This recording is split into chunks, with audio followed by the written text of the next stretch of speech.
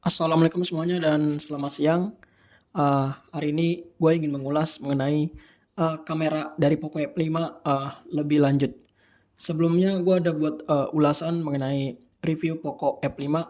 Di ulasan tersebut gue ingin menampilkan semuanya hasil kamera Poco F5, tapi tampaknya durasinya akan lebih panjang, jadi gue buat video terpisah aja, dan videonya juga udah panjang ditambah menampilkan semuanya, itu akan durasinya makin panjang lagi.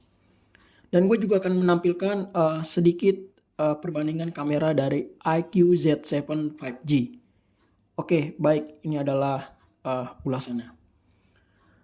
Sebelum itu mengenai brand Poco, gue nggak terlalu ekspektasi tinggi banget mengenai kameranya, karena Poco terkenal dengan HP performa, tapi di luar dugaan pas gue ngambil beberapa sampel dan hasil kameranya cukup bagus dan bisa diandalkan. Nggak malu-maluin diupload ke sosial media. Ya nanti akan kalian tahu sendiri pas gue akan menampilkan hasilnya. Dan yang pertama itu adalah peningkatan dari sektor kameranya. Poco mengklaim bahwa ada beberapa sektor peningkatan di kamera Poco F5. Yang pertama itu ada di kecepatan mengambil di berbagai mode di Poco F5 dan transisi antar UI-nya. Yang pertama itu ada kecepatan pengaktifan kamera 36% dan 62% SDR dan 548% di mode malam. Memang klaim itu benar banget, nanti akan gue tampilkan di videonya.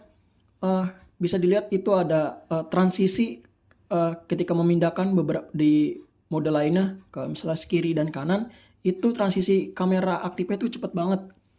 Dan ketika gue ngambil di mode malam hari, SDR, dan masih banyak lagi, itu seperti tidak ada jeda. Sama juga seperti di transisinya. Jedanya itu kecil banget dan minim. Ini gue akuin ini adalah peningkatan yang cukup besar untuk di sektor kameranya. Sebagai user Poco F3 dan F4, ini peningkatan di sektor pengambilan kameranya bagus banget. Dan yang ada lagi peningkatannya itu di in sensor zoom. Ini adalah sensor hasil fotonya diambil dari full resolusi 64 megapiksel yang di crop menjadi hasilnya ya cukup baik. Lebih baik daripada digital zoom. Ya ini peningkatan yang cukup bagus sih daripada digital zoom 64 megapiksel. Kalau di crop ya hasil detail-detailnya masih jelas banget. Nanti akan gue tampilkan juga di videonya. Dan yang peningkatannya juga itu yang ketiga adalah di ISP dari Snapdragon 7 Plus Gen 2. Ini juga meningkat karena pas gua ngambil ISP dari Snapdragon 7 Plus Gen 2 bisa menangani cukup baik. Oke, ini adalah sensor-sensor dan resolusi kamera dari Poco F5. Yang pertama ada kamera utamanya 64 megapiksel, sensornya pakai OmniVision OV64B, 8MP ultrawide IMX355, 2MP makro di sensor GC02M1, dan kamera depannya 16 megapiksel Samsung S53. Videonya belakangnya dibekali OIS dan AIS mendukung 4K 30 fps dan kamera depannya dibekali 60 fps dan gyro AIS. Bagus banget, sudah 60 fps kamera depannya. Lanjut kita ke kamera lagi. Maksudnya tuh di menu kameranya. Tampilan UI. Tampilan UI Poco F5 ya seperti UI kamera Xiaomi lainnya seperti ini. Kalian bisa lihat lah menu UI kameranya. Mudah kok digunakan, nggak ribet lah. Yang gue suka adalah fitur-fitur di mode apa tuh itu? Di mode malamnya itu bagus banget. Dan light exposure-nya tuh apa sih namanya, light exposure gitu maksudnya. Itu cukup bagus, itu bisa diedit-edit gitu. Fitur kameranya berlimpah banget, gue suka banget.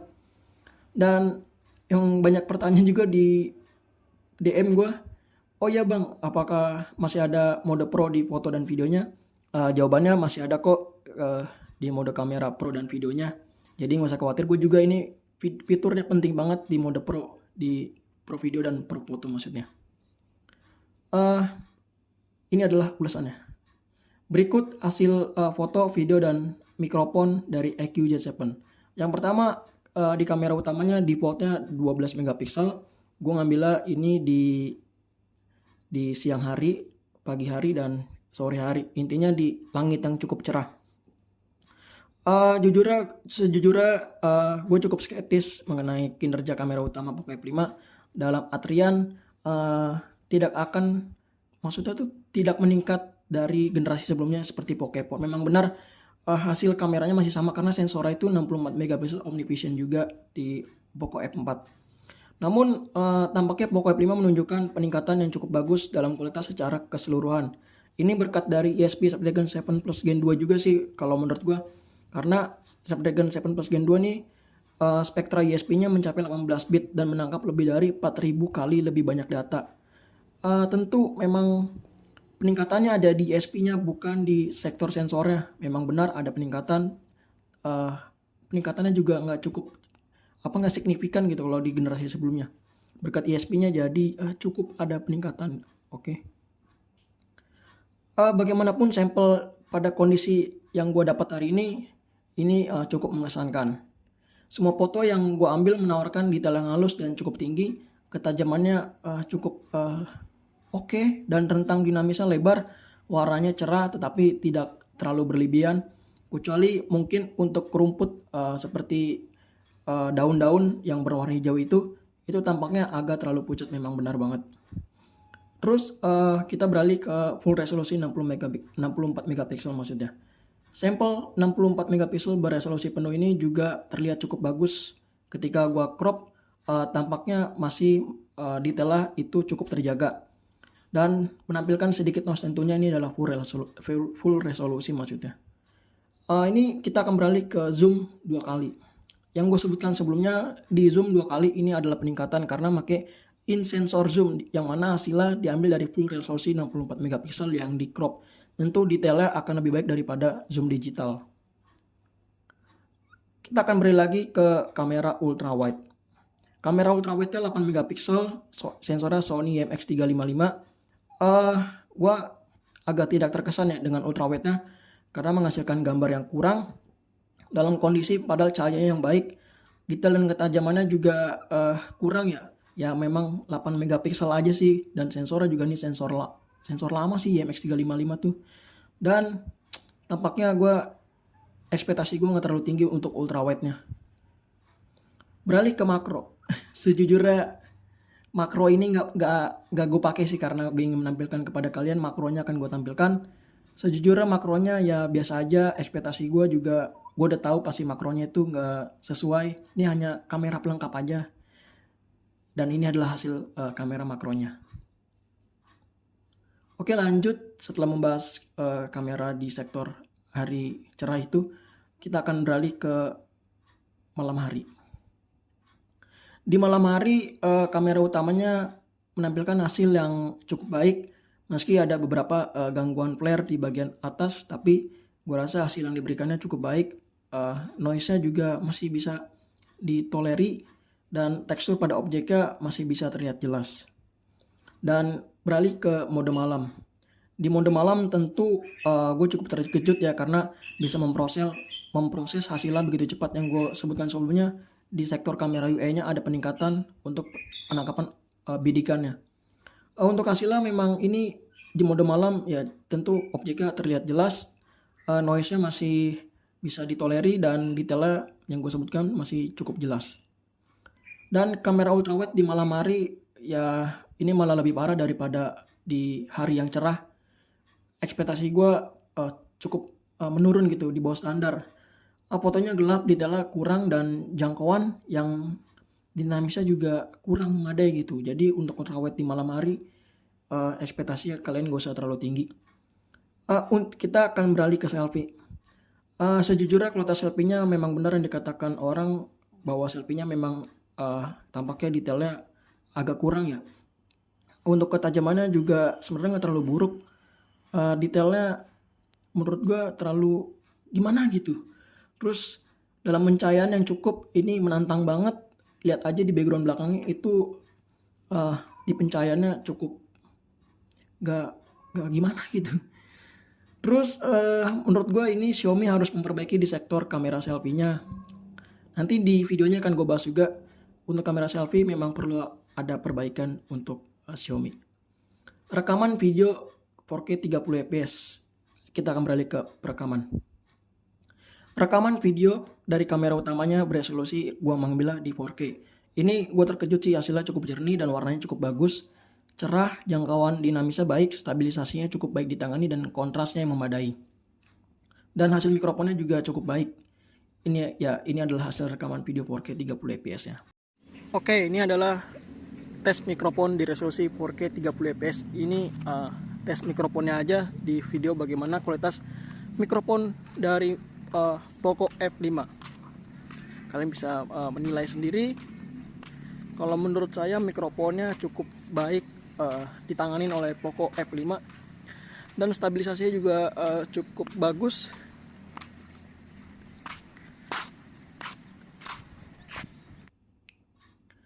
Dan setelah itu gue beralih ke Full HD 60 fps. Beralih ke kamera rekaman Full HD 60 fps, warna yang dihasilkan sepertinya agak menurun ya. Detailnya pun juga ikut menurun. Terus cahaya yang ditangkap masih bisa ditangani dan stabilisasinya tampaknya masih berjalan cukup baik di 60 fps.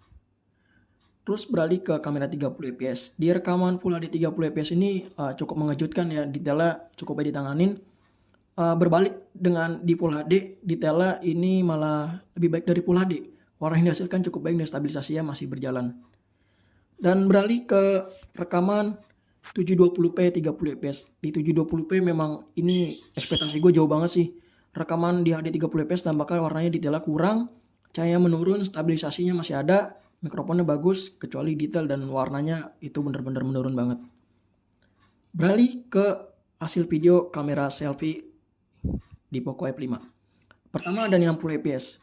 Gua acungin kepada Xiaomi Indonesia atau Xiaomi Global telah membuka opsi kamera videonya 60 fps. Ini adalah opsi yang bagus dan sudah autofocus. Gua akuin bagus. Tapi untuk hasilnya yang didapat jujur kurang. Penangkapan cahayanya juga kurang, warnanya menurun, stabilisasinya pun tidak begitu baik ditanganin dan begitu bergoncang. Kalian bisa lihat lah yang gua sampaikan ini. Dan untuk Full HD 30 fps kita akan beralih. Di rekaman Full HD 30 fps detailnya cukup baik, tampaknya tidak cukup baik menangkap background di belakang. Terus cahaya yang di belakangnya itu bocor gitu, seperti 60 fps juga. Stabilisasinya malah ya jelas ini cukup baik ditanganin, gyro OIS-nya mantap. Terus beralih ke 720p 30 fps. Di rekaman HD 720p 30 fps tampaknya sama seperti Full HD 30 fps. Detailnya cukup baik, tapi tampaknya yang tidak cukup baik adalah menangkap background di belakang. Cahayanya bocor dan stabilisasinya masih bisa ditangani dengan baik. Oke, ini adalah resolusi Full HD 30 fps untuk iQOO Z7 dan Poco F5 di kamera depannya. Bagusnya Poco F5 sudah Full HD 60 fps, jadi gue perbandingannya menggunakan 30 fps aja biar adil. Untuk stabilisasi tampaknya Poco F5 lebih baik sih daripada iQOO Z7, bisa dilihat dari viewfinder juga ini. Oke, ini adalah resolusi Full HD 30 fps untuk iQOO Z7 dan Poco F5 di kamera depannya. Bagusnya Poco F5 sudah Full HD 60 fps, jadi gue perbandingannya menggunakan 30 fps aja biar adil. Untuk stabilisasi tampaknya Poco F5 lebih baik sih daripada iQOO Z7, bisa dilihat dari viewfinder juga ini. Oke, ini adalah perbandingan antara iQOO Z7 di resolusi 4K 30 fps dan Poco F5 di 4K 30 fps juga.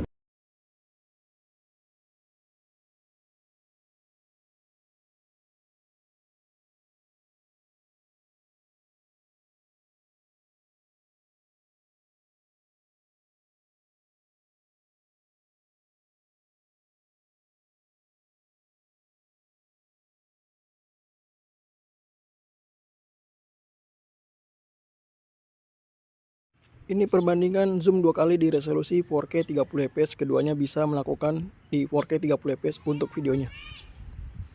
Untuk detailnya bagaimana, kualitas mikrofonnya juga. Untuk stabilisasi, detailnya bagaimana? Tampaknya kalau di Poco F5 viewfinder lebih luas. Ini perbandingan zoom 2 kali di resolusi 4K 30 fps, keduanya bisa melakukan di 4K 30 fps untuk videonya. Untuk detailnya bagaimana, kualitas mikrofonnya juga. Untuk stabilisasi, detailnya bagaimana? Tampaknya kalau di Poco F5 viewfinder lebih luas.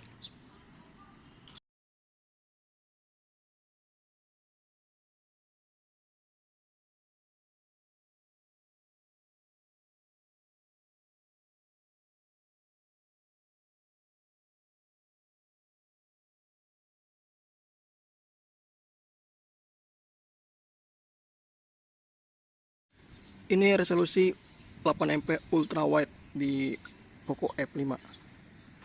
Untuk detail nampaknya berkurang. Gua akan memperlihatkan aja kepada kalian seperti ini. Apakah stabilisasinya cukup bagus? Oke, ini adalah resolusi 4K 30 fps di Poco F5 di malam hari.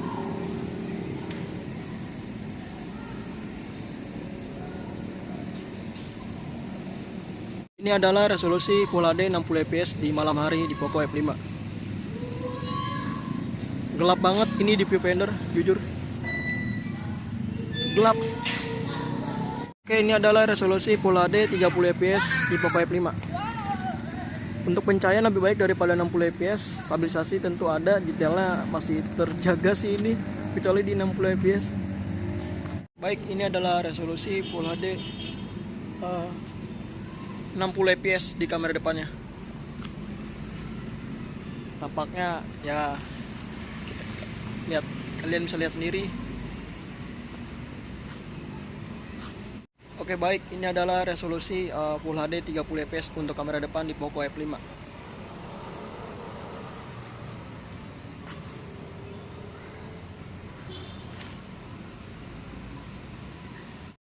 Oke, ini adalah resolusi Full HD 30 fps di kamera depan.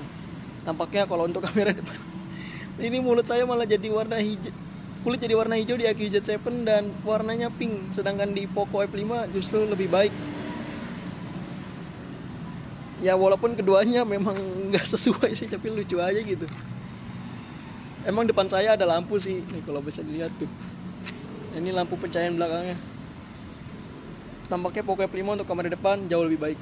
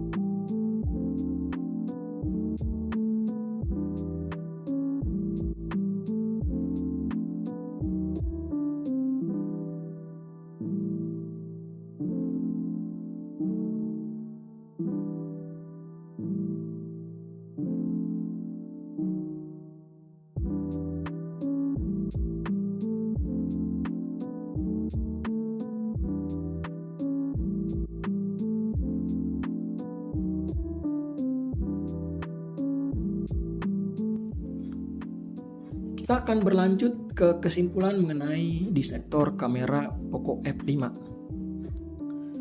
Kesimpulan, overall untuk hasilnya gue merasa ini cukup baik sih, dan ada beberapa kondisi untuk Poco F5 di beberapa kondisi masih bisa menangani cukup baik, dan terkadang biasa aja dan terkadang menurun. Untuk perekaman di resolusi 4K sampai 30 fps cukup baik, dan setelah itu 720p nya menurun detailnya. Hasil kamera depan tampaknya memang gak sesuai ekspektasi gue.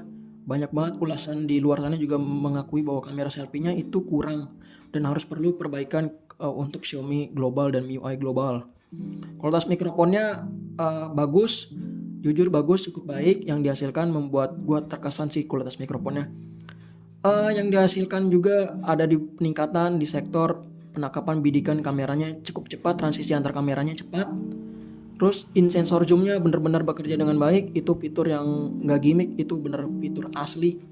Dan ISP Snapdragon 7 Plus Gen 2 ini tampaknya harus mendapatkan pujian karena Qualcomm Spectra ISP 18 bitnya bisa menangkap lebih banyak data mencapai 4000 kali ISP dari Snapdragon 7 Plus Gen 2. Walaupun secara ini tuh kalau kamera Poco X4 kalau disandingin dugaan gue itu hampir mirip-mirip, tapi berkat ISP Snapdragon 7 Plus Gen 2 bisa menangani cukup baik dari sektor ISP-nya.